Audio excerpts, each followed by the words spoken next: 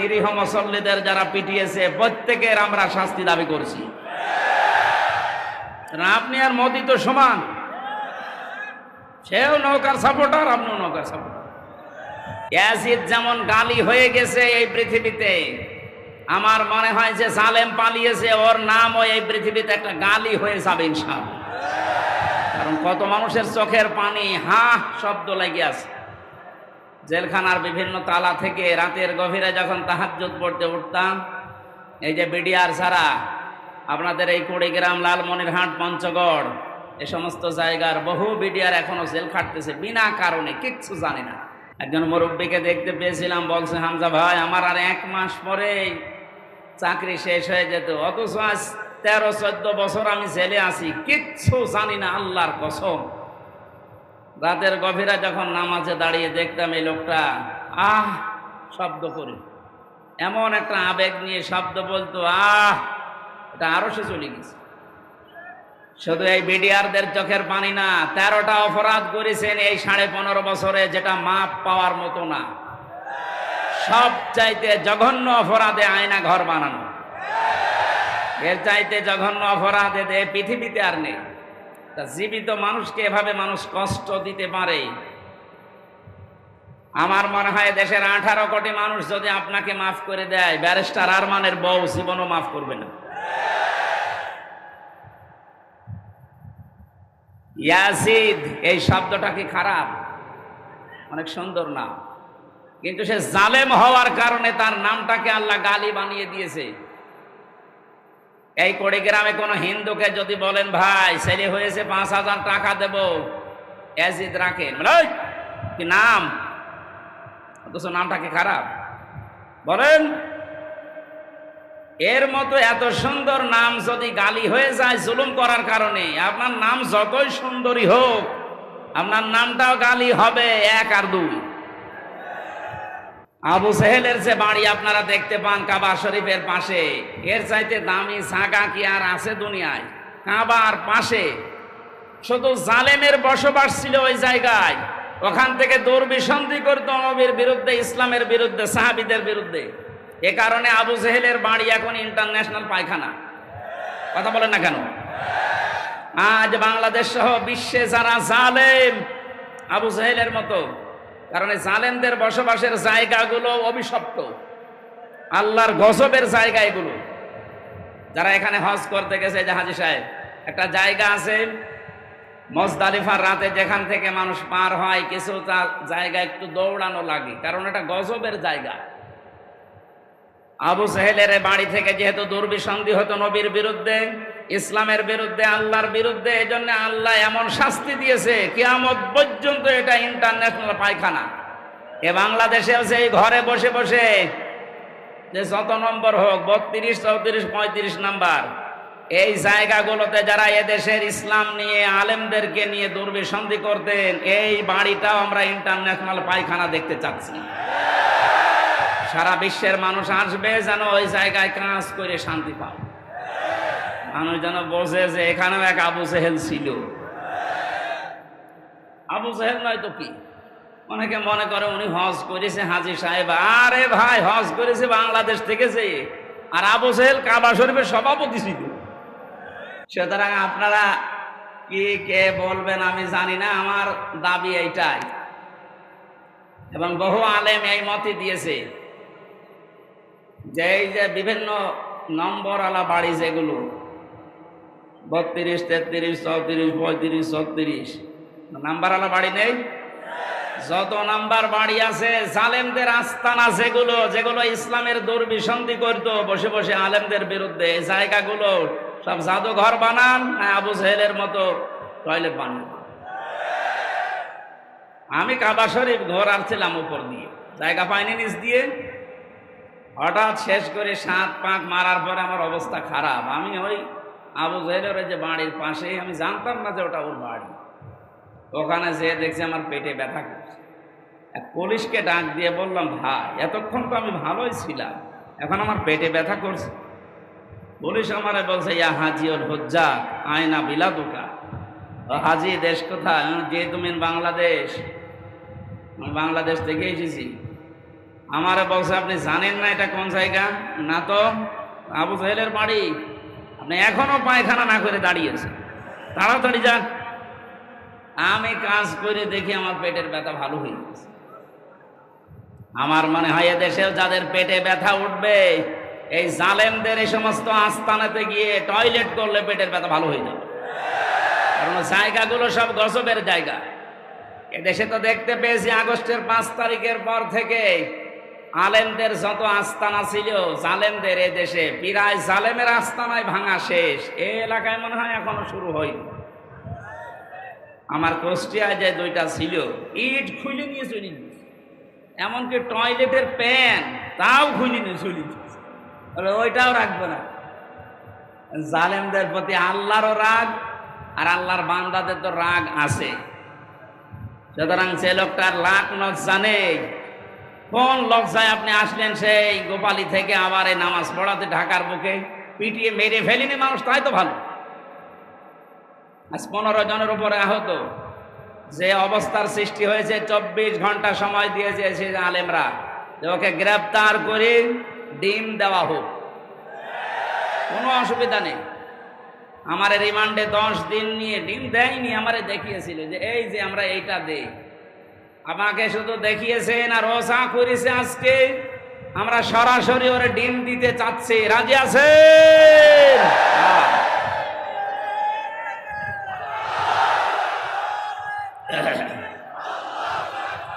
আলহামদুলিল্লাহ। না, জালেমদের আর কোনো ছাড় নেই। মাওলানা মামুনুল হক জানিয়েছেন এই দেশে যারা জালেম প্রকাশ্য, বড় বড় জালেম যেগুলো 1628 জন বড় বড় জালেমের তালিকা হয়েছে, ওরা আলেমদের তালিকা করত। আমি জেলে বসে আছি কাশিমপুর কারাগারে গাজীপুরে, আর আমার নামে তালিকা করেছে 116 জনের নাম শোনেননি? তার ভেতরে আমার নাম। আমি বলছি আমি জেলে আর আমার তালিকা হয়ে যাচ্ছে। এদেশে 1628টা চেয়ার ছিল জালেমদের দোসর। এদেরও নামগুলো তালিকা করে করে কুড়িগ্রাম রাজারহাট মোড়ে মোড়ে টাঙিয়ে দেবে। কিয়ামতের আগে যেন এদেশে কোনো জালেম আর ফিরে আসতে না পারে। চট করে ঢুকে পড়বে। ওর ইমাম শুধু চট করে ঢুকে কি দাবড়ানি খেয়েছে দেখতে পাচ্ছেন না?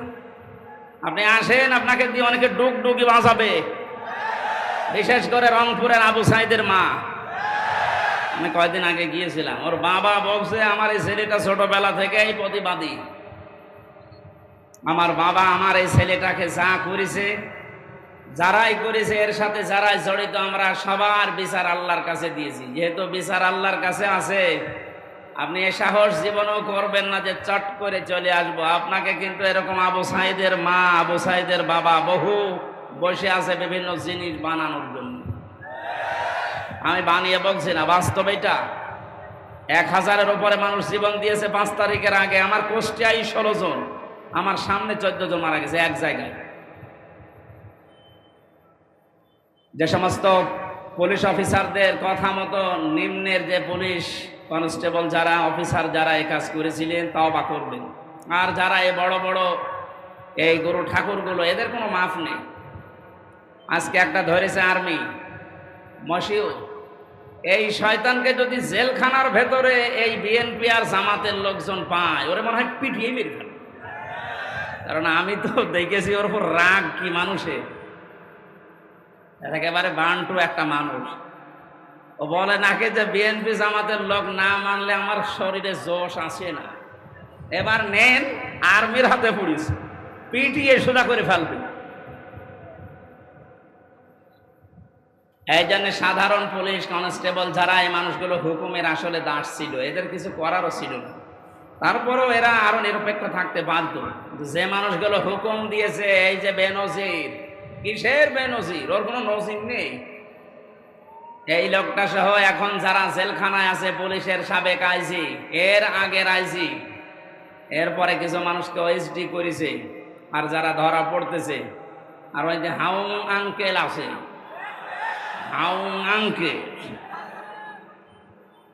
এইগুলো সহ যেন আমার তালিকা আজকে আমি দেখলাম দুপুরবেলা 180 জনের একটা তালিকা করেছে। এই জালেমদের বড় বড় দোসর যারা প্রশাসনে ছিল, একটাকেও এদেশের মানুষ ক্ষমা করবে না ইনশাআল্লাহ। জুলুম করলে আল্লাহ মামলা দেবে তিনি জানিয়েছেন, আর আমরা তো 100টা দেব। আমার ধরার পরে বলেছিল যা যা বলতে বলছে এগুলো যদি না বলেন 50টা মামলা দেব। আমার মামলা কয়েকদিন আগে সব খারিজ হয়ে গেছে, সব খারিজ হয়ে গেছে, কোনো মামলা আর নেই। বেকসুর খালাস। যে জজ ছিল, জজ আমার মামলার এটা নথি দেখে বলছে কি দেখে বিচার করব, এর ভেতরে কোনো মাল নেই, যা একেবারে 100 ভাগ খালাস করে দিয়েছে। আমি বলতে গেলাম সে আদালত, আমার এই মামলা তো 3 বছর আপনার হাতেই ছিল, তখন তো আপনি বলেন যে কোনো মাল নেই, এখন হঠাৎ করে বলছেন কোনো মাল নেই, কি দিয়ে বিচার করবো? মানে এটাই বলতো যে হুজুর আমার হাত বাঁধা ছিল। কি ছিল? এখন আমার হাত খোলা আছে, আমি এখন ওপেন, এখন আমি ন্যায় বিচার করতে পারবো বা করতে পারছি। আমরা চাই 1628টা চেয়ার এই দেশে মেন চেয়ার আছে, প্রত্যেকটা চেয়ার যেন এই জজের মতো হাত খোলা থাকে, আবু সাইদের মতো এভাবে হাত খোলা থাকবে। কথা বলেন ঠিক কিনা? আজকে যিনি ওসি এসেছেন ওনারও এখন হাত খোলা, আগে হাত বাঁধা ছিল, এখন তো হাত খোলা আছে। কিয়ামতের আগে যেন এরকম হাতগুলো আর কেউ বেঁধে দিতে না পারে। কি কথা বলছেন না কেন? আজকে রাত 12:30টার জরিপ দেখেননি? বিবিসি এবং আল জাজিরা থেকে একটা রিপোর্ট এসেছে, আন্তর্জাতিক সংস্থা। ওরা দিয়েছে দেশে 100 জনের 14 জন মানুষ এখনো পর্যন্ত জালেমদের সাপোর্ট করে যাচ্ছে। ঘুঘু দেখেছেন আপনি? ঘুঘুর ফাঁদ দেখেন, টের তো পাচ্ছেন না কিছু? 100 জনের 28 জন এখনো পর্যন্ত বিভিন্ন জিনিস মেরে খাওয়ার ধান্দায় আছে। আপনারা থামবেন। 100 জনের 58 জন মানুষ এদেশে এখন চাচ্ছে যে ইসলাম এদেশে রাষ্ট্রীয়ভাবে কায়েম হোক। এটা তো আমি বানালাম নাকি?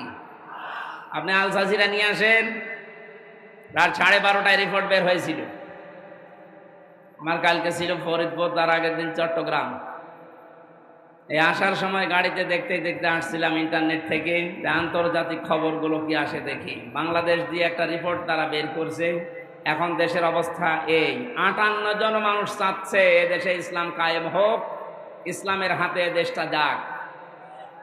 28 জন মানুষ চাচ্ছে না আমাদের হাতে দিন।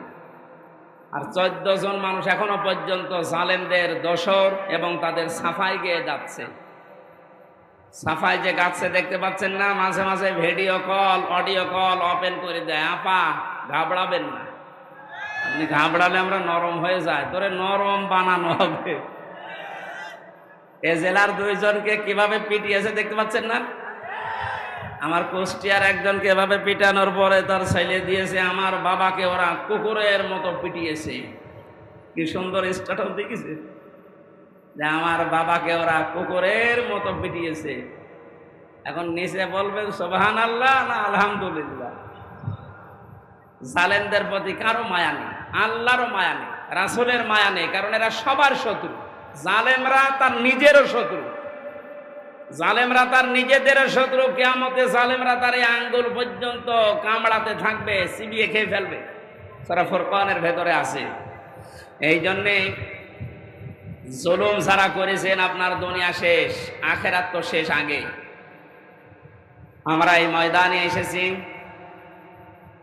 দল মত জাতি বর্ণ ধর্ম নির্বিশেষে দেশটাকে স্বাধীন করার জন্য। যেমন কোনো দল ছিল না।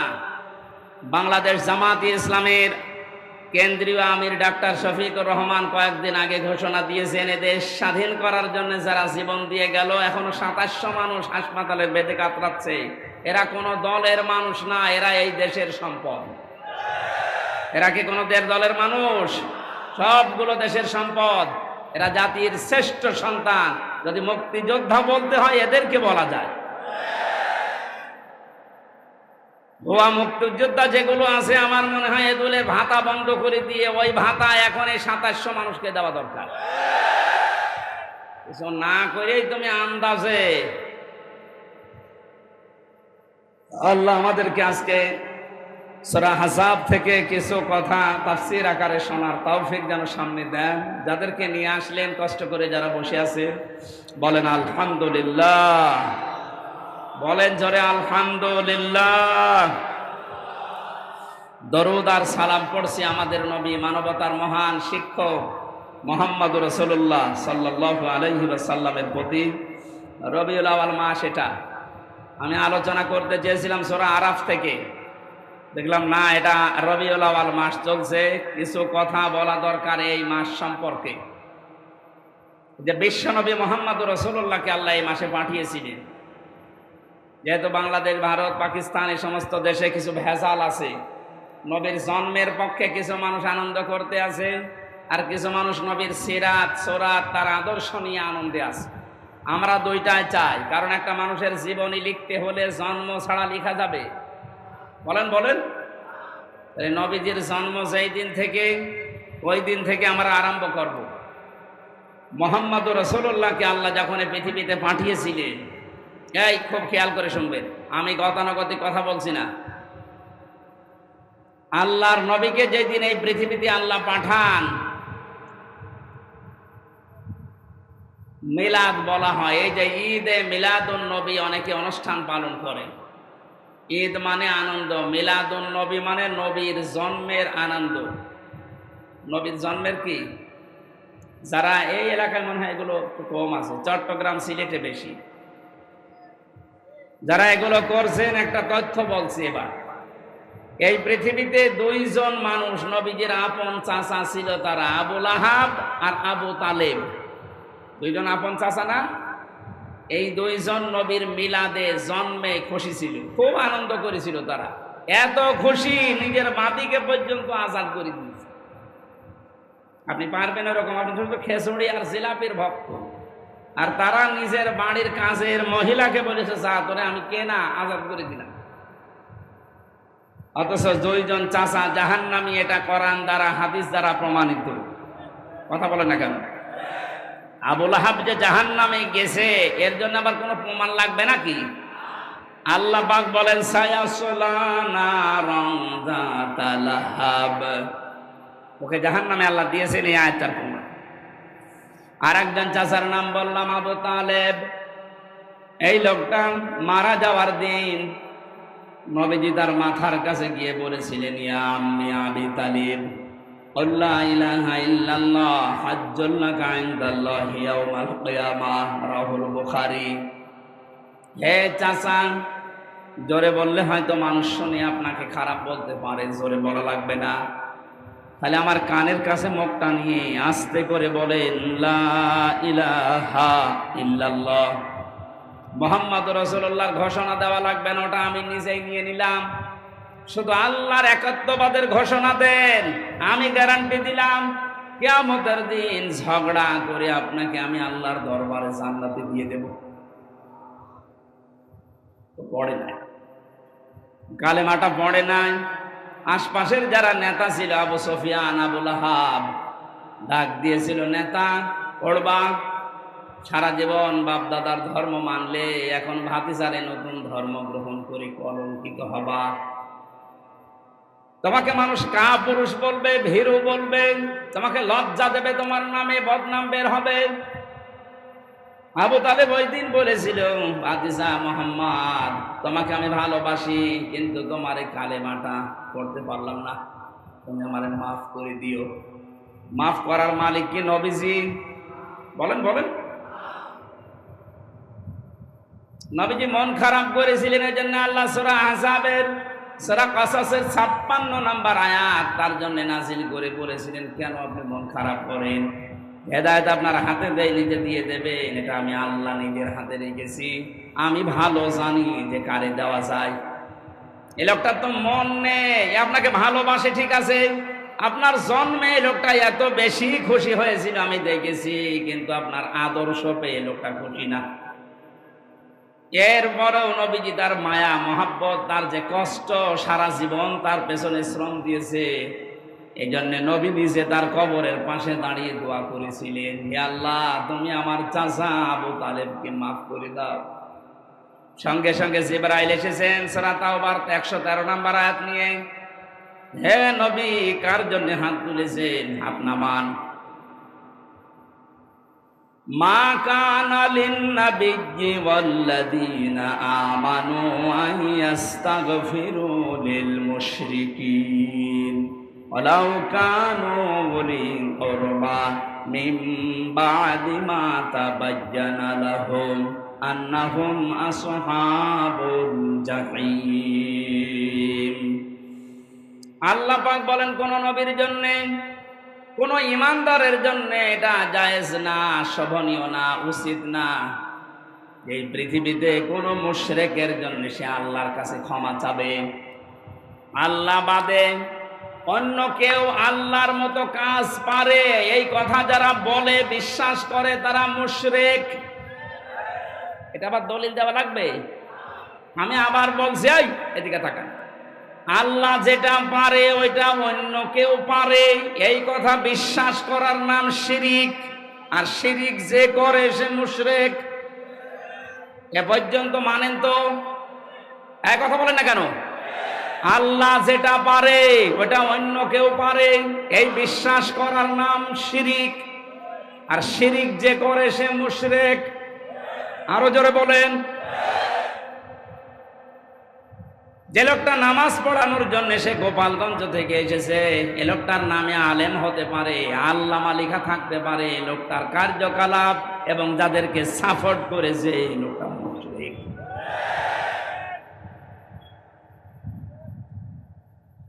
জালেমের পক্ষে যদি কেউ অবস্থান নেয়, এই তিরমিজি শরীফের হাদিস, নবীজি বলেন, কিয়ামত পর্যন্ত কোন মানুষ যদি কোন জালেমকে সাপোর্ট করে, ভালোবাসে, সমর্থন জানায়, সে আমি নবীর উম্মত থেকে বের হয়ে যায়। তামাম দুনিয়া জানে ওই মহিলা জালেম।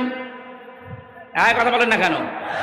তামাম পৃথিবীর ভেতরে যে তালিকা আপনি দেখবেন ইন্টারনেটে, 100 জনের তালিকা আছে, তার ভেতর ওনার নাম আছে। আপনি জানা শোনার পরও তার মার্কা নিয়ে দাঁড়ালেন, আপনার বিবেক নেই। আবার জননী নাম দিলেন, সাপোর্ট করেন, সমর্থন জানান, তার সাফাই গান, আপনি নবীর উম্মত থেকে বের হয়ে গেছেন। আপনার পেছনে নামাজ হবে কি করে? এই জন্যই তো জেলখানায় আপনার নামে বদদুয়া হইতো। আমি নিজে দেখেছি, মাওলানা মামুনুল হক বারবার আমাকে বলতো, হামজা, আমি যদি বাইরে যেতে পারি জীবনে কোনো মুশরিকের জন্য জানাজা পড়াবো না, ওদের কবরেও দেব না। বলতাম, ভাই আপনি এ বিষয়ে এত কড়াকড়ি কেন? বলে, হ্যাঁ, আল্লাহর কোরআনের নিষেধ, মুশরিকদের জন্য ক্ষমা চাওয়া জায়েজ নেই। আপনি সরাসরি জালেমকে জননী বানিয়ে দিলেন, তার সাপোর্ট করেন, তার নৌকা নিয়ে আপনি ভোটে দাঁড়ান, আপনি তো বড় জালেম। এই কথা বলেন না কেন? কি করতেন আপনি নৌকা নিয়ে? পাশ করার পরে ওরা মদের বিরোধ পক্ষে আইন পাশ করতো, আপনিও সাপোর্ট দিতেন। তাহলে আল্লাহ যেটা নিষেধ করে ওটা কেউ যদি করতে চায় সে শিরিক করে, আর শিরিক যে করে সে মুশরিক হয়ে যায়। মুশরিকের জন্য দোয়া করা নবীর জন্যও জায়েজ নেই, ইমানদারের জন্যও জায়েজ নেই। যদিও এটা আপনার আত্মীয় হয়, আপনার নিজের এলাকার মানুষ বলে আপনি সাপোর্ট করবেন। এবার কোরআনের আয়াত একটা শোনেন, আপনি তো নিজেও জানতেন, ইয়াউমা নাদউ কুল্লা উনাসিম বিইমামিহিম। সূরা বনী ইসরাঈলের 72 নম্বর আয়াতের প্রথম অংশে আছে, ও রংপুর কুড়িগ্রাম এলাকার মানুষেরা, কান খাড়া করে শোনেন আর বিবেক দিয়ে ভাবেন। বুদ্ধি আল্লাহ আপনাকে এমনি দেয়নি, শুধু জিলাপি খেয়ে রবিউল আউয়ালে শেষ করে দেবেন এর জন্য আপনাকে আল্লাহ পাঠায়নি, পাঠিয়েছে আপনার বিবেককে কাজে লাগাতে। আপনি একটু ভাবেন তো, কিয়ামতের দিন আল্লাহ বলেন, আমি তোকে ডাকবো বিচারের জন্য, কিন্তু তোকে একা ডাকবো না, আগে ডাক দেব তোর নেতা নেত্রীকে, এরপরে তোকে। এটা তো আমি বানালাম না। ইয়াউমা নাদউ কুল্লা উনাসিম বিইমামিহিম। সূরা বনী ইসরাঈল 15 নম্বর পারা 8 নম্বর পৃষ্ঠার 3 নম্বর লাইনের 72 নম্বর আয়াতের প্রথম অংশে আছে। যত তাফসীর আমি পড়েছি জীবনে, সব মুফাসসির আয়াতের ব্যাখ্যায় একই কথা লিখেছেন। আল্লাহ বলেন, কিয়ামতে যখন তোকে আমি ডাক দেব, আয় বিচার হবে, তোরে আগে না, আগে ডাকবো তোর নেতাকে। কাকে? আগে নেতা থাকবে, এরপরে আপনি। বিবেক যদি থাকে বলেন তো আপনি যে নেতার নেতৃত্ব মেনে চলেন, যাকে আপনি আদর্শ মনে করেন, যার পেছনে স্লোগান দেন, যাকে ভোট দেবেন বলে আপনি আশা করে আছেন, এই লোকটা যদি আপনার সামনে থাকে, আপনি তার পেছনে, আপনার কি মনে হয় যে আল্লাহ আপনাকে মাফ করবে? এখনই যদি বলেন না, ধরা খাবেন না। আপনি যেন ধরা না খান, বিপদে না পড়েন, এই জন্যই তো এত কষ্ট করা আমাদের। এত কোন দুঃখে সেই কুষ্টিয়া থেকে পর্যন্ত এত দূর পথ পাড়ি দিয়ে আমার আশা আবার চলে যাওয়া লাগবে কোন কারণে? আপনি যাচ্ছেন, আমি দেখতে পাচ্ছি কোরআনের চোখ লাগিয়ে যে জাহান্নামে যাচ্ছেন, আপনি ধরা খাবেন। এমন কোন মানুষের পেছনে থাকা যাবে না, রায় দেওয়া যাবে না যারে দেখলে আল্লাহর রাগ হয়। এরকম মানুষ দেশে নেই। আপনি এমন মানুষের পেছনে থাকবেন, রায় দেবেন, সমর্থন জানাবেন যাকে দেখলে আল্লাহর কথা মনে হয়। এরকম মানুষ দেশে নেই। আমার তো ডাক্তার শফিকুর রহমানের দিকে তাকালে মনে হয় যে আল্লাহর কথা মনে পড়ছে। কথা বলেন না কেন? আর কাওয়া কাকুর দিকে তাকালে আমার মনে হয় শয়তান তো আমি দেখিনি, যদি দেখতাম তো ওইরকমই হইতো। টাটকানের ভেজাল শয়তান। এই বয়স এখনো পর্যন্ত দাড়ি কেটে সেটে মনে হচ্ছে যে ইয়াং হবে, অথচ কবরে এক পা চলে গিয়েছিল। আল্লাহ দয়া করে একটু ফিরিয়ে দিয়েছে, তারপরেও যদি একটু ভালো হবে না, শয়তানে আরো বেড়েছিল। এখন আর ইঁদুরের গর্ত খুঁজে পাচ্ছে না, কোথায় যে আছে ও জানে আর আল্লাহ। পরবর্তীতে শুনলাম উনি জালেমের অনুসারী। এই 5 তারিখের আগ পর্যন্ত তার দাপট কি গো। 5 তারিখের পরে শুনে যে ও কোথায় গেছে ও জানে আর আল্লাহ জানে, করে খুঁজে পাওয়া যাচ্ছে। আমার তো মনে হচ্ছে কোরআনের পাখি যে স্বপ্নগুলোর কথা বলেছিলেন সবগুলো আল্লাহ একটা একটা করে দেখাচ্ছে। উনি বলেছিলেন জালেমরা এদেশে ইঁদুরের গর্ত পাবে না, ঠিক তাই হয়ে গেছে। বলেছিলেন শুধু ঝাঁকা দেওয়া হবে, দিল্লি গিয়ে পড়বে, তাই পুলিশ বলতো যে আমেরিকায় পড়বে, তাও তো হইতো, যা বলেছে তাই হয়েছে। ওনার আর একটা স্বপ্ন ছিল, বলেছিল এই দেশে জালেমদের নাকের উপরে কালেমার পতাকা পথ করে উড়বে ইনশাআল্লাহ। সেই স্বপ্ন এখন বাস্তবায়নের পথে ইনশাআল্লাহ, ওটা আমরা দেখতে পাচ্ছি। 58 জন যখন চাচ্ছে দেশে যে ইসলাম রাষ্ট্রীয়ভাবে কায়েম হোক, আর কিছুদিন যেতে দিন, এদেশের 100 জনে 100 জনই চাইবে যে না আমরা কোরআন চাই। কারণ 53 বছর তো আমরা দেখেছি, আমার এখন 33, আমি দেখিনি, মুরব্বী দেখতে পারি বাপ। 75 জন যারা মুরব্বী আছে তারা দেখেছেন, বাবা চালিয়েছিল, দুর্ভিক্ষে মানুষ মারেছে। কি দুর্ভিক্ষ হয়েছিল না? আমরা তো পড়িয়েছি শুধু। স্বামী চালিয়েছিল এদেশ, চাচা চালিয়েছে, আপনাদের চাচা, ভাবি চালিয়েছিল, বউ চালালো দেখলাম।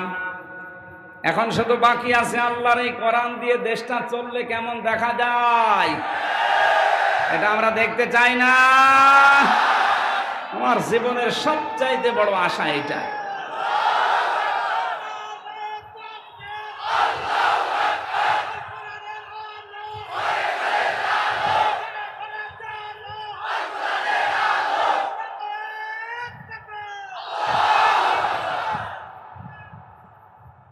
মুসাফির অবস্থায় আছি এখন, মুসাফিরের দোয়া আল্লাহ ফেরত দেয় না। বড় আশা নিয়ে বলছি, মাবুদ 1000 লক্ষ মানুষকে নিয়ে তোমার দরবারে মোনাজাত করছি, জীবনে শুধু চর্ম চোখে এটা যেন দেখতে পারি যে কালাম দিয়ে বাংলাদেশের 56,000 বর্গ মাইল চলছে। এটা একটা মিনি জান্নাত হয়ে যাবে, আপনি টের পাচ্ছেন না তাই। অনেকে যারা লাল পানি খায়, যারা বাবা খায়, যারা আকিস বিড়ি খায়, এখানে তৈরি হয় না জলিল বিড়ি, এরা মনে মনে ভাবে যে ইসলাম যদি দেশে চলে আসে তাহলে আমি বিড়ি খাবো কি করে, আমি লাল পানি খাবো কি করে। শোনেন, এই যে ইনি মসজিদের খতিব, লিখা দেখলাম, মসজিদের ভেতরে যদি এই দাড়ি কাটা মানুষটা যায়, এখন ওনার মনে করেন বিড়ি খাওয়ার অভ্যাস আছে, নেশা আছে, মসজিদের ভেতরে ঢোকার পরেও নেশা থাকবে? যদি নেশা লাগেও সে পরিবেশ মসজিদে খেতে পারবে? বলেন বলেন। কেন? কারণ পুরাটা জায়গা আল্লাহর রহমত দিয়ে ঘেরা। মসজিদ রহমতের জায়গা, এ কথাকার। আল্লাহুম্মা আফতাহলি আবওয়াবা রহমাতিকা, হে আল্লাহ তোমার রহমতের সব দরজা খুলে দাও। এই জন্য রহমত পেতে হলে মসজিদে যাওয়া লাগবে।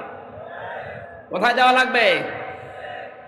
পৃথিবীতে রহমতের জায়গা মসজিদ, আর মসজিদের বাইরে যা আছে দুনিয়ার সবগুলো গজবের জায়গা, বিশেষ করে মাজারগুলো। অনেকে মনে করছে মাজার, হ্যাঁ মাজার কেন বললাম? নবীজি জানিয়েছেন কিয়ামতের দিন দুই প্রকার মানুষকে আল্লাহ সবচাইতে কঠিন শাস্তি দেবেন। তার এক নম্বরে যারা মাজারের খাদেম ছিলেন। তুমি খেদমত করার আর জায়গা পাও না, মাজারের খাদেম হয়ে বসে আছো, ওরে খেদমত করা দরকার। কারণ যত মাজার এই দেশে সবগুলো শিরিকের আস্তানা আর জেনার আড্ডাখানা। নারী পুরুষের অবাধ মেলামেশা যদি দেখতে চান, আপনি যান লালনে মাজারে, মন মন গাঁজা খাচ্ছে মানুষ। কোন কারণে মাজার রাখা লাগবে? আল্লাহর ওলি যারা আল্লাহর পছন্দীয় মানুষ, এদের কবরগুলো সংরক্ষণ করে রাখেন, কেউ যেন ইহানত করতে না পারে, নষ্ট করতে না পারে। তাই বলে ওখানে যে সেজদা দেবেন, গাঁজা খাবেন, লা তাত্তাখিযুল কুবুর মাসাজিদা, কবরকে মসজিদ বানিও না, সেজদার জায়গা বানিও না। এই ঘোষণা শোনার পরেও যারা সেজদা দেয়, কোন কারণে ওইটা রাখতে হবে বলেন? এই কারণেই তো হক্কানি আলেমরা বলছে মাজার গুড়িয়ে দাও, কোনো দরকার নেই।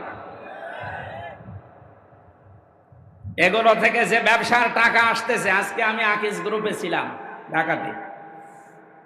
আকিজের বড় ছেলে ডক্টর মহিউদ্দিন সাহেব, উনি বলছিলেন যে দেশের যে মাজারগুলো আছে যেখানে ব্যবসা হয়, সরকার যেন মাজারগুলো সব নিজেদের আয়ত্তে নেয়। এখানে মানুষ না বুঝে আর বুঝে যা টাকা পয়সা দেয়, এ টাকাগুলো সব রাষ্ট্রের কাজে লাগে।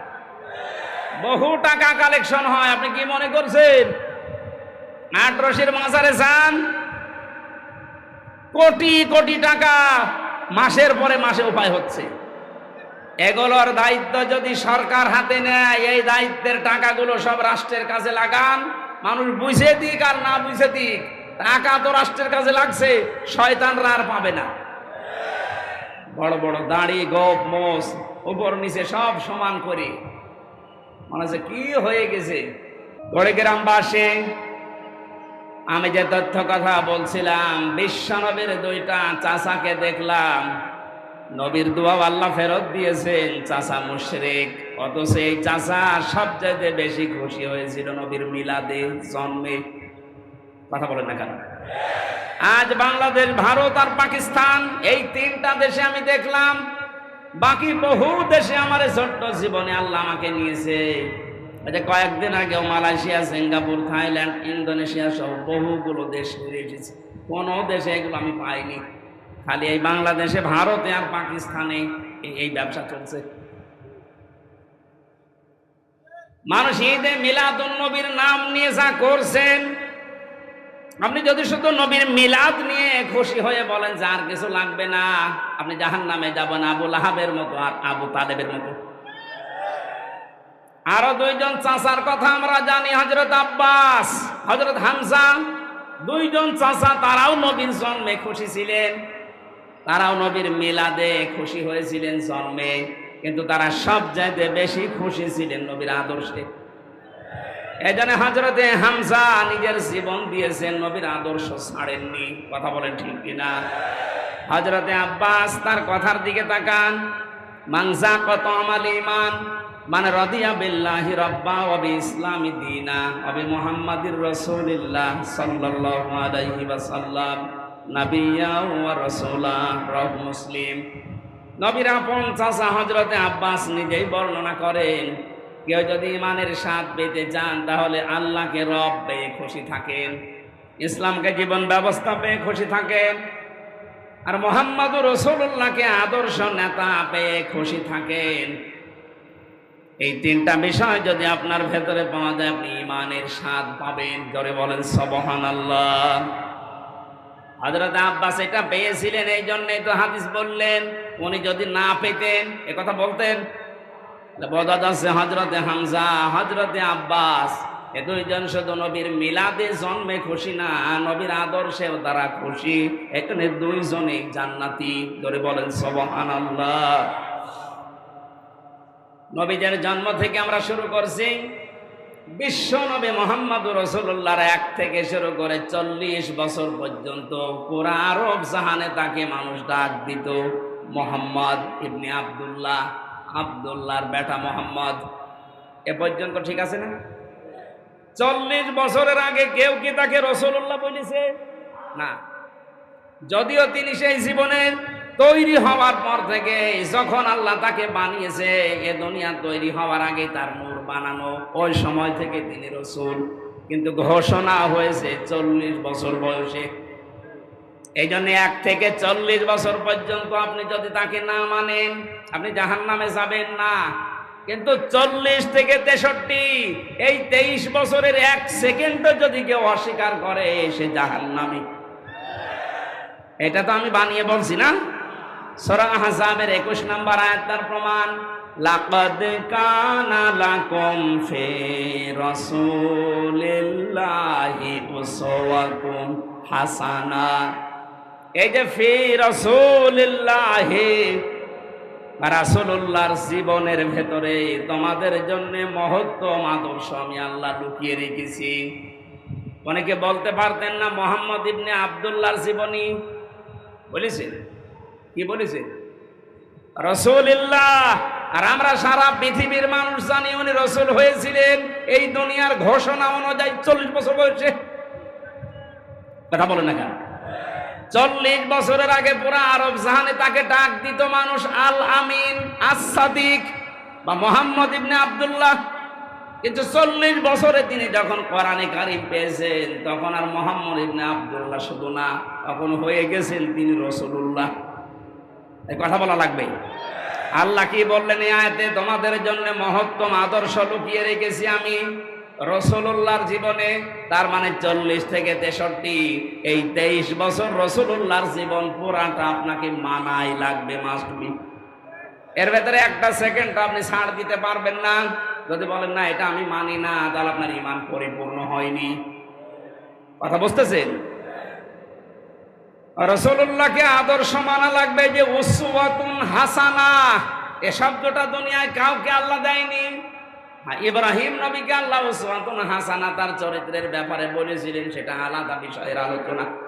কিন্তু পৃথিবীতে আমাদের নবী মুহাম্মদুর রাসূলুল্লাহকে তিনি মডেল বানিয়েছেন, বাটখারা বানিয়েছেন, কেজি পাথর। এদিকে যদি কেউ 5 কেজি চাউল তুলে দেয়, এদিকে 5 কেজি বাটখারা দেওয়া লাগবে না? এ কথা বলেন না কেন? আমার এই 40 থেকে 63 বছরের যে 23 বছরের জীবন, আমার জন্ম থেকে মৃত্যু পর্যন্ত 23 বছর দিয়ে আমার সাজানো লাগবে। আপনি একেবারে মেপে পরিপূর্ণ করে নিতে পারবেন, কারণ তিনি নমুনা, মডেল, আদর্শ আমাদের জন্য। তাও একমাত্র উসওয়াতুন হাসানা এর একটার আগে আলিফ লাম আল্লাহ দেয়নি। এবার আসেন মূল কথা বলছি। বিশ্ব নবী মুহাম্মদুর রাসূলুল্লাহ কেন একমাত্র আদর্শ আমাদের জন্য? যে সূরা থেকে পড়লাম, সূরার নাম হচ্ছে আহজাব। কি বললাম? আহজাবের হিজবুন থেকে। আহজাব শব্দের শাব্দিক অর্থ দল, সমূহ, বাহিনী। এই যে দল, এ শব্দটা কোরআনে নেই। বলেন না কেন? যারা এ কথা বললে আগে তো এই যে আগস্ট মাসের 5 তারিখের আগে এ জালেমরা বলতো দলীয় কথা বলবেন না, রাজনীতির কথা বলবেন না, বলতো না? কথা বলেন। থানা থেকেও 14টা লিখে দেওয়া হয়তো যে এই কথা বলা যাবে না। আমি কি এখানে আমার বাবার কথা বলতে আসি সেই কুষ্টিয়া থেকে? আমি তো আগেই বললাম, আমি জরানের চোখ লাগিয়ে দেখতে পাচ্ছি আপনি জাহান্নামে যাচ্ছেন। আরে ভাই, আপনি জাহান্নামে গেলে আমার অসুবিধা নেই, আপনাকে আমার বাঁচাতে হবে। আপনাকে যদি আমি কিছু না বলে জান্নাতে যেতে চাই, কিয়ামতে দরজায় দাঁড়িয়ে বলবেন যে আমারে কিছু বলে নাই, পরে কুড়িগ্রাম নিয়ে এসেছিলাম, আমাকে বাঁচায় নাই, আমি জানতাম না। এটা যেন বলতে না পারেন, এই জন্যই তো এত কষ্ট স্বীকার করা। আমি যে গ্রুপে আছি, আকিস গ্রুপ, আমার বাবার যা আছে, আমার যা এখন হয়েছে, বিশ্বাস করেন আল্লাহর কসম, মরণ পর্যন্ত অন্তত আমার আর কিছু করা লাগবে না। এত কষ্ট স্বীকার করা, এই যে স্বাধীনতার পর থেকে আজকে 1 মাস 12-13 দিনে প্রতিদিন 2টা-3টা করে, তাও 5 কিলো 10 কিলো না, প্রতিদিন আমার মনে হয় আমার জার্নি হয় প্রায় 1000 কিলোমিটার। কালকে সেই মাদারীপুরে, তার আগের দিন চট্টগ্রাম, আজকে এখানে, এভাবে প্রতিদিন 700-800-1000 কিলোমিটার দৌড়ানো লাগছে। আমি দেখতে পাচ্ছি জাতির মানুষেরা জাহান্নামের দিকে দৌড়াচ্ছে। এমন মানুষকে আপনি সাপোর্ট দিয়ে জাহান্নামে দৌড়াচ্ছেন, যারে দেখলে আল্লাহর রাগ হয়। আপনি যেন বাঁচতে পারেন, এই জন্যই বলছি, দলের কথা বললে আপনার রাগ হয়। আপনি যে দল করেন, দলই আপনাকে জাহান্নামে নিয়ে যাবে। দলের কথা কোরআনে যদি নাই থাকে, তাহলে আয়াতগুলো আপনি বাদ দিয়ে দেবেন। সূরা আলে ইমরানের 103 নম্বর আয়াতে আল্লাহ জানিয়েছেন, ওয়াল তাকুম মিনকুম উম্মাতুন ইয়াদউনা ইলাল খায়র। অবশ্যই তোমাদের ভেতরে একটা দল থাকতেই হবে। কয়টা দল? আরো জোরে।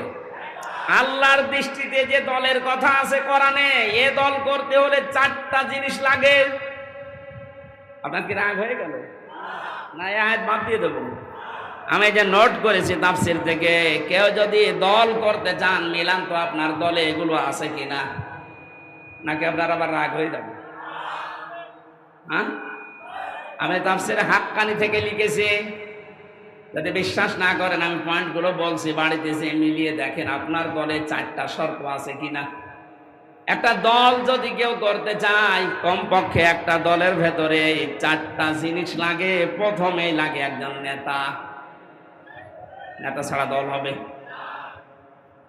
আল্লাহ পাক সূরা ইয়াসিনের ভেতরে নবীজিকে যে নেতা বলে ডাক দিয়েছেন, ইয়াসিন, হে নেতা। এই সিন শব্দের ভেতরে 7টা ব্যাখ্যা পেয়েছি। আমি 5টা প্রধান ভাবে নিয়েছি, আর 2টা নিয়েছি এর রূপক। কোন মানুষ যদি নেতৃত্ব দিতে চায়, অবশ্যই তার 7টা গুণ লাগবে। মাস্ট বি, তার লাগবেই। আন্দাজে নেতা হওয়া যায় না। 7টা গুণের প্রথম নাম্বার গুণ হচ্ছে তাকে বৈধ হওয়া লাগবে। কারণ এই পৃথিবীর যত নেতা, আমরা বিশ্ব নেতা বলি নবীদেরকে, কঠিন হয়ে যাচ্ছে। এ পৃথিবীর বিশ্ব নেতা নবীরা। নবী রাসূল দুনিয়ায় যারা ছিলেন, আমরা জানি সবাই। এই আলেম কারা আছেন একটু খেয়াল করবেন এটা।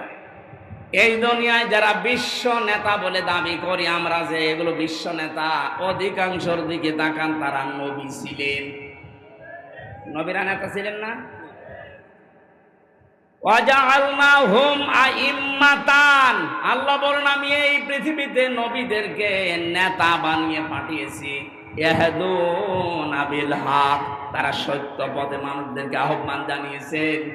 এজন্য নেতা হওয়ার প্রথম বৈশিষ্ট্য আল্লাহ পাক দিয়েছেন, কেউ যদি নেতৃত্ব দিতে চায়, তার জন্ম হওয়া লাগবে বৈধ। কারণ কোন নবীর রক্ত আল্লাহ কোন হারাম রক্তের ভেতরে প্রবেশ করার নাই। আজ বিশ্ব নেতার দিকে তাকান, পৃথিবীতে বহু মানুষ নিজেকে বিশ্ব নেতা বলে দাবি করছে, অনেককে করাচ্ছে, অথচ তাদের জন্ম ঠিক নেই। তাদের মা এক ধর্মের, বাবা এক ধর্মের। বেশি বলে ফেললাম। আমার ফাঁসি চাই, এ বইটা কেনেন, দেখেন। যদি রাগ হয়, বীর মুক্তিযোদ্ধা মতিয়ার রহমান রেন্টুর লিখা, লেখেন। এই বইটা নিয়ে আসেন, এখন বাজারে পাওয়া যাচ্ছে। 15 বছর তো বাজেয়াপ্ত ছিল, এখন পাওয়া যাচ্ছে। দেখেন, মা এক ধর্মের, বাবার এক ধর্মের। আপনি আন্দাজে বিশ্ব নেতা বানিয়ে দিলেই হবে। নবীদের কথা বলছিলাম কেন, এটা কোরআন থেকে এবার দলিল নেন। হযরত ঈসা নবী না, এরা কোন জামানায় আছে? হযরত ঈসা কি?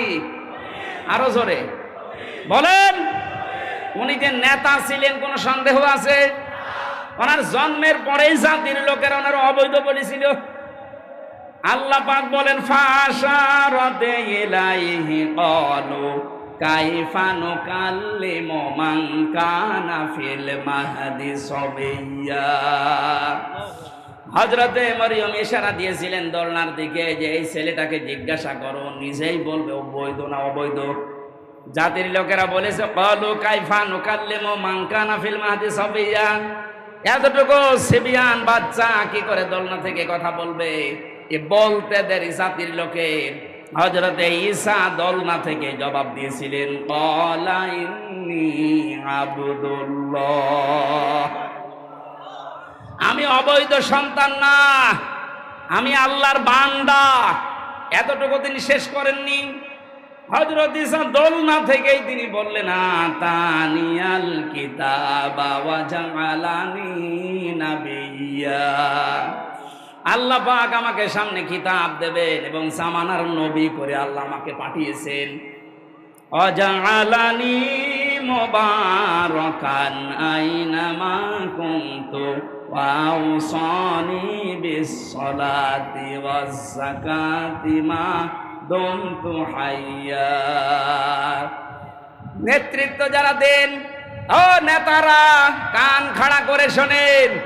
হযরত ঈসা ডাক দিয়ে দোলনা থেকে জাতির লোককে জানিয়েছে, আল্লাহ পাক আমাকে সামনে কিতাব দেবেন, জামানার নবী করে পাঠিয়েছেন। শুধু নবী না, ওয়া জাআলানি মুবারাকান আইনামা কুনতু, আমি যেখানেই থাকবো জায়গাটা আল্লাহ বরকতময় করে দেবেন। নেতাদের বৈশিষ্ট্য এইটা, প্রথম গুণ তাদের, তারা যেখানে যাবে আল্লাহ ওই জায়গাটা বরকত দিয়ে ভরে দেয়। আজ দেশের দিকে তাকান, যে সমস্ত নেতা কোন জায়গায় গেলে ওই জায়গাটা ধর্ষণের সেঞ্চুরি করে, অন্যের বউ নিয়ে ভেগে যায়। এই যে দরবেশের জীবনী পাওয়া যাচ্ছে না এখন। কোন ব্যাংকারের বউ নিয়ে ভেগে গেছে। ঈসা আলাইহিস সালাম তিনি নেতা ছিলেন, তিনি বললেন আল্লাহ যেখানে আমাকে নেয় সেখানেই বরকত দিয়ে আল্লাহ ভরে দেয়। আপনি নবীর আদর্শের নেতা, তাকান আজ আমি নাম ধরেই বলছি, ডাক্তার শফিকুর রহমান যেখানেই যাচ্ছে মনে হচ্ছে বরকত দিয়ে ভরে যাচ্ছে। কুষ্টিয়ায় 16টা শহীদ পরিবারে 32 লাখ টাকা দিয়ে এসেছে কয়েকদিন আগে। এদেশের টাকা, হ্যাঁ, কুড়িগ্রাম 8 লাখ দিয়েছে। যেখানে যাচ্ছে সেখানে বরকতে ভরে যাচ্ছে। মানুষ তার চেহারা দেখার জন্য পাগল। টাকালা লোক নেই এদেশে। দরবেশের মতো মানুষ 32 না 36,000 কোটি টাকা আত্মসাৎ। এমন নেতা যেখানে যায় শুধু মারিং, শুধু কাটিং। আর এমন মানুষকে আমরা দেখতে পাচ্ছি যেখানে যাচ্ছে বরকত দিয়ে ভরে যাচ্ছে। আপনি নেতা খুঁজে পান না, আন্দাজে লাফান।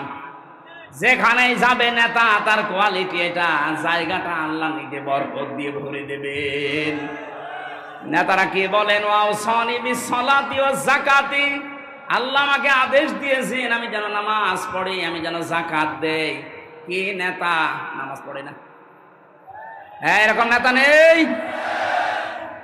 রাজশাহীর অধ্যাপক নজিবুর রহমান জামাতের নায়েবে আমির, উনি ঘোষণা দিয়েছেন এই দেশে যদি কেউ নামাজ না পড়ে, কেউ যদি সম্পদের যাকাত না দেয়, ওকে ভোট দেবেন না। এই কথা বলেন না কেন? উনি এই আয়াতের দলিল দিয়েছেন। নেতা ছিলেন হযরত ঈসা, তিনি জাতির লোককে বললেন আমি আদেশ পেয়েছি যে নামাজ পড়া লাগবে, যাকাত দেওয়া লাগবে। কতদিন? মা দুমতু হাইয়া, যতদিন আমি বেঁচে থাকি। নেতাদের আরো বৈশিষ্ট্য আল্লাহ বলেছেন, ওয়া বাররাম বিওয়ালিদাতি ওয়া লাম ইয়াজআলনি জাব্বারান শাকিয়্যা। বলেন আল্লাহু আকবার। আমার মনে হয় কোরআনের এই কথাগুলো একটু বানিয়ে বানিয়ে বলছি। আলেমদেরকে তাহলে জিজ্ঞাসা করেন বানাচ্ছি কিনা। সবগুলো তাফসীর থেকে আমি পড়ে এসেছি। নেতারা তাদের মা বাবার ভক্ত হয়। এমন নেতা তাকান, ঢাকাতেই পড়ে আছে সারা জীবন, মা বৃদ্ধাশ্রমে কাটায়। এদেশে নেই। নাম ধরা লাগবে। কিসের নেতা আপনি?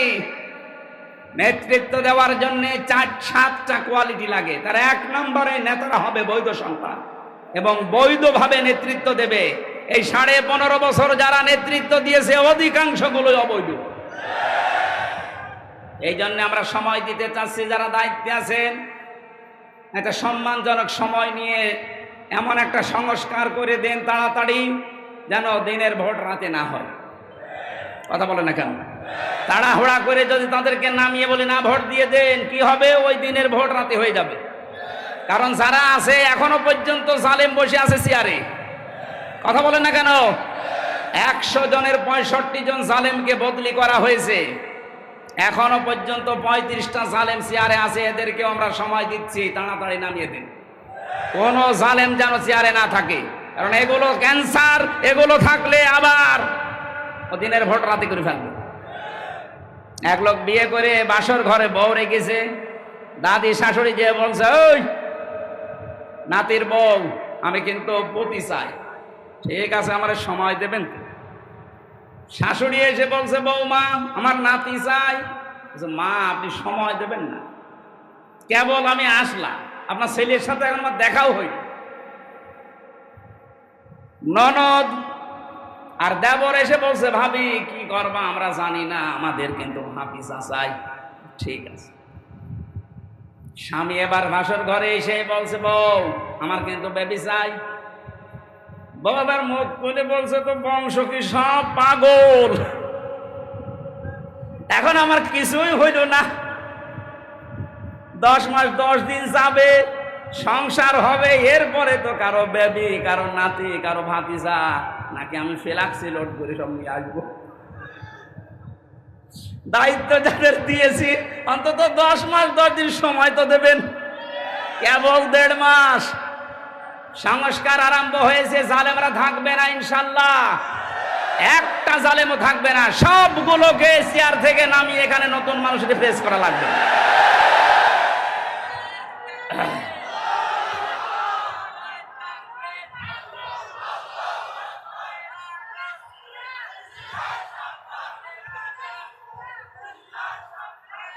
সময় যদি আপনি না দিয়ে বলেন যে না তাড়াতাড়ি দেন, তাড়াতাড়ি দিয়ে করবো কি?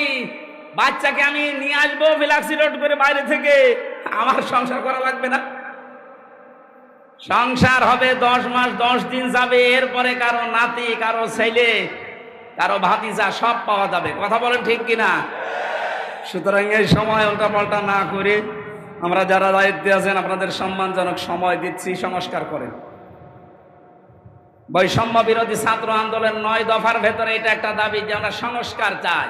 আমার ওই বিচারপতির যেমন হাত খোলা, এখন মন মতো বিচার করা যাচ্ছে, এদেশেও যেন সবাই হাত খোলা অবস্থায় থাকে, সব সংস্কার করে দেন। কোন জালেমকে আমরা দেখতে চাই না। আমি বললাম না মাওলানা মামুনুল হকের কথা, যে জালেমদের তালিকা করে করে টাঙিয়ে দেন, কিয়ামতের আগে যেন আর প্রবেশ করতে না পারে। হযরত নূহ দোয়া করেছিলেন, লা তাযারা আলাল আরদি মিনাল কাফিরিনা দাজ্জারা, হে আল্লাহ কোন জালেম যেন না থাকে, ওর আন্ডা বাচ্চাও যেন না থাকে, কারণ ওর পেট থেকে যেটা আসবে ওটা ডবল হারামি হবে।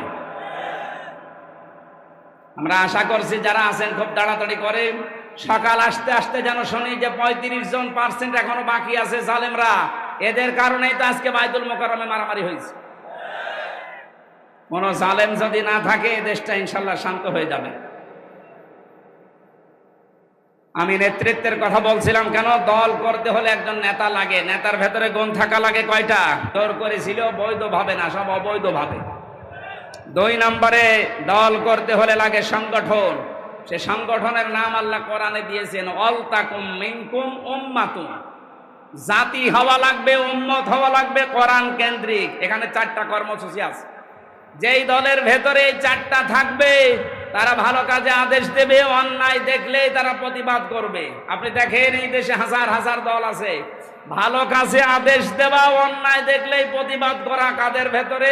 সেটাই আল্লাহর হক্কানি দল, মানে আন্দাজে নিজেকে হক্কানি দাবি করে। 3 নম্বরে বেশি পথিক লাগবে, পথিক হয় সুন্নতি পথিক নেওয়া লাগবে আপনার। এই পৃথিবীতে আমার মনে হয় ন্যায় বিচারের মানদণ্ড যেটা দাড়িপাল্লা, টুপি, এর ভেতরে আরো 5টা পেয়েছি আমি। দাড়িপাল্লা, টুপি, এগুলো সব ন্যায় বিচারের প্রতীক, সুন্নাত, আল্লাহর নবীর আদর্শের ভেতরে এগুলো ছিল। যদি আপনার মার্কা নিতে হয় এরকম মার্কা নেবেন, হয় টুপি মার্কা নেন, নাই দাড়িপাল্লা মার্কা নেন। 4 নম্বরে পেয়েছি আমি অফিস লাগে। এ পৃথিবীতে দল করতে হলে অফিস লাগে না? আমাদের অফিস আছে, আমাদের অফিসের নাম মসজিদ। আমাদের অফিসের নাম কি? যাদের আনাগোনা মসজিদের সাথে, যাদের সম্পর্ক মসজিদের সাথে, এমন এমন দল আমরা পাই। মসজিদ তো দূরের কথা, কোনোদিন পূর্ব দিকে পশ্চিম দিকে আষাঢ় খেয়েও পড়ে না। ও যদি আষাঢ় খেয়ে পড়েও তো দিল্লির দিকে পড়ে, মানে পশ্চিম দিকে পড়বে তো না। আমাদের এই অন্তরটা ঝুলিয়ে রাখা লাগবে কিসের সাথে? মসজিদের সাথে। বলেন বলেন। নবীজি বলেন, যার অন্তর সবসময় মসজিদের সাথে ঝুলে থাকে, এক ওয়াক্ত নামাজ পড়ে বের হয়ে যায়, আবার কখন নামাজ পড়তে যাবে এরকম মন যার, এই লোকটাকে কিয়ামতে আরশের ছায়া আল্লাহ নিজে স্থান দিয়ে দেবেন। জোরে বলুন সুবহানাল্লাহ। তাহলে অনুসরণ করা লাগবে মোহাম্মদ ইবনে আব্দুল্লাহকে না রাসূলুল্লাহকে? আল্লাহর নবীকে অনুসরণ করলে 27টা উপকার হয় দুনিয়া আখিরাত মিলে। কয়টা? আরো জোরে বলেন। 1 নম্বরে আল্লাহ পাক বলেন, এ পৃথিবীতে একজন মানুষকে আমি পাঠালাম যাকে অনুসরণ করলে জীবনের গুনাহগুলো মাফ হয়ে যায়। قُلْ إِن كُنتُمْ تُحِبُّونَ اللَّهَ فَاتَّبِعُونِي يُحْبِبْكُمُ اللَّهُ وَيَغْفِرْ لَكُمْ ذُنُوبَكُمْ وَاللَّهُ غَفُورٌ رَّحِيمٌ। সূরা আলে ইমরানের 31 নম্বর আয়াতে আছে, ইবনে কাসিরে পাবেন। হে নবী, আপনি বলেন, যদি আল্লাহকে ভালোবাসি এ দাবি করো তাহলে আমার অনুসরণ করো। আমার অনুসরণ যখন থেকে আরম্ভ করবা ওই সময় থেকে আল্লাহ 2টা পুরস্কার দেবে। 1 নম্বরে জীবনের গুনাহগুলো মাফ করে দেবে, 2 নম্বরে জান্নাতি বলে ঘোষণা দিয়ে দেবে। এবার আমার প্রশ্ন, অনুসরণ করা লাগবে নবীকে পূর্ণাঙ্গ না আংশিক? না না, এদিকে তাকান। এই যে ফাত্তাবিউনি, আমার অনুসরণ করো, এ কথা বলতে নবীজি বলেছেন অনুসরণ কি আংশিক না পূর্ণাঙ্গ? আমাদের অনুসরণ কি আংশিক হয় না পূর্ণাঙ্গ? আমরা হয়তো আজ অনেকেই দাড়ি, টুপি, পাগড়ি, জুব্বা, খাবারের পরে মিষ্টি খাওয়া, মেশাক করা, এইগুলো নিয়ে ব্যস্ত। কিন্তু নবীর জীবনে যে আরো আছে, পূর্ণাঙ্গ করতে হলে বিশ্ব নবী খাবারের পরে যেমন মিষ্টি খেয়েছিলেন, নামাজের আগে যেমন মেশাক করেছিলেন, এই নবী 10 বছর কোরআন দিয়ে রাষ্ট্র চালিয়েছিলেন। এইটা আপনার কাছে সুন্নাত মনে হয় আর ওইটা আপনার কাছে রাজনীতি মনে হয়। আপনি মানুষ, আমার মনে হয় নবী এখন বেঁচে থাকলে আপনি এটাই বলতেন। এই জন্য আমাদের অনুসরণ আমরা দেখতে পাই যে আংশিক হচ্ছে, পূর্ণাঙ্গ হচ্ছে না। আর যারাই যুগে যুগে দেখলাম পূর্ণাঙ্গ অনুসরণ করেছে তারা মাপ পেয়েছে, তারা জান্নাতের গ্যারান্টি পেয়ে গেছে। আর যারা পূর্ণাঙ্গ অনুসরণ না করে আংশিক অনুসরণ করেছে তারা জাহান্নামী, তারা মাফও পায়নি, জাহান্নামে গেছে। তার প্রমাণ আব্দুল্লাহ ইবনে উবাই। এ লোকটার অনুসরণ পূর্ণাঙ্গ না আংশিক? আংশিক ছিল। ওর পুরা জীবন আমি পড়েছি। আব্দুল্লাহ ইবনে উবাইয়ের পুরা জীবনের ভেতরে আমার এক জায়গায় শুধু ত্রুটি পেয়েছি, ইসলাম দিয়ে, কোরআন দিয়ে দেশ চলুক, এইটাও চাইতো না। তাছাড়া বাকি সব অনুসরণ ওকে পেয়েছি আমি। রাসূলের পেছনে নামাজ পড়তো, রাসূলের মতো দাড়ি রাখতো, জুব্বা গায়ে দিত, কাবা শরীফ তাওয়াফ করতো নবীর সাথে, হজে গিয়ে ইফতারি করতো নবীর সাথে। নবীজির কথা মতো নিজের নাম, বাবার নাম, ছেলের নাম, নাতি ছেলের নাম সব আব্দুল্লাহ রেখে দিয়েছে। কিন্তু এক জায়গায়ও কোনোদিন চাইনি যে ইসলাম দিয়ে মদিনা চলুক। এটাকে ও দুনিয়ার কাজ মনে করতো, রাসূলের পেছনে থাকতো না। আল্লাহ নবী এইটা কায়েম করার জন্য উহুদে যাচ্ছিলেন, তখন 300 লোক নিয়ে ভেগে গিয়েছিলেন। আজ যদি আপনার অনুসরণ রকম আংশিক হয়, ওর জন্য আল্লাহ দিয়েছিলেন ওয়ালা তুসাল্লি আলা আহাদিম মিনহুম, হুম আছে হুম, এটা জমির বহু বছর। আব্দুল্লাহ ইবনে উবাইয়ের নাম যদি আল্লাহ দিয়ে দিতেন তা আমরা কোনো চিন্তায় থাকতাম না, কারণ হোম দিয়ে আমরাও ঝামেলায় আছি। আল্লাহ বলেন শুধু এর না, এর মতো যারাই আসবে দুনিয়ায়, যারা শুধু আংশিক অনুসরণ করে, পূর্ণাঙ্গ না, হেনবি আপনি তাদের জানাজা দূরের কথা কবরের পাশে তোলাবেন না। আমার মনে হয় কোরআনের আয়াত যদি আজ নাজিল হওয়ার সিস্টেম থাকতো, বাংলাদেশে বহু মানুষের নামে আয়াত নাজিল হয়ে যেত। হয় না, কে বলেছে যে হোম আছে, এই হোম দিয়ে আপনি এর ভেতরে আছেন। যাদের অনুসরণ আংশিক হয়, শুধু পূর্ণাঙ্গ হয় না। আল্লাহ আমাদেরকে যে 27টা বিষয় আমি আজকে নোট করেছি আয়াত থেকে, তার একটা প্রমাণে রসুলকে অনুসরণ করা লাগবে একমাত্র, কেবলমাত্র, শুধুমাত্র এই জন্যে, কারণ তাকে অনুসরণ করলে জীবনের গুনাহ মাফ হয়ে যায়। সম্মানিত মা বোন যারা এসেছেন, 6 জন নারীকে আপনার আদর্শ বলে ঘোষণা এসেছে হাদিস কোরআনে।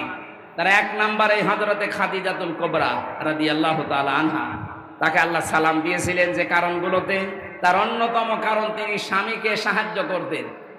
ইসলামের পথে চলতে, ইসলাম কায়েম করতে, ইসলাম প্রচার করতে যারা সাহায্য করেন স্বামীকে, যারা স্বামীর জন্য পাহারায় থাকেন, সব সময় স্বামীকে সাহায্য দোয়া করেন, তারা খাদিজাতুল কুবরার সাথে জান্নাতে থাকতে পারবেন।